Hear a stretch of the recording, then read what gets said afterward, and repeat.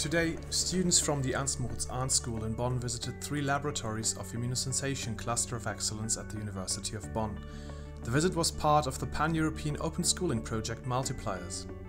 The goal of MULTIPLIERS is to generate new opportunities for science learning and bring together schools, universities, museums, industry and civil society. The first joint project of the Bonn Open Science Community, coordinated by the Department of Biology Education, focuses on vaccination. From now on, you are part of a science team.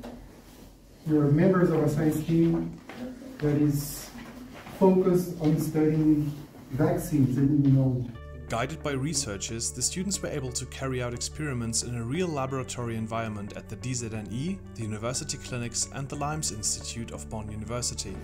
Conducting scientific activities in a setting like this, so in a real lab with real scientists by their sides, the students get a very authentic insight into how science works. And we hope that through the project we can open up the students' perspective to also new jobs and new perspectives for their future professionals' careers that they might find interesting, and also to increase their interest in science.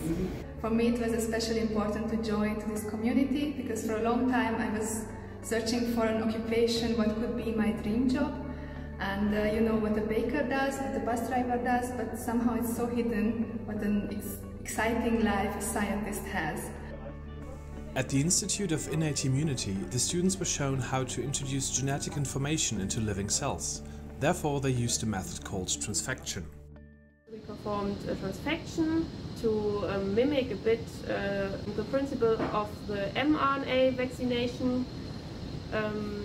And therefore we had some cells and we transfect them with 2 DNA plasmids, and on these plasmids are the code for 2 fluorescence proteins are located, and so we put these plasmids into the cells, and if this is successful, then the cells will glow in red and green.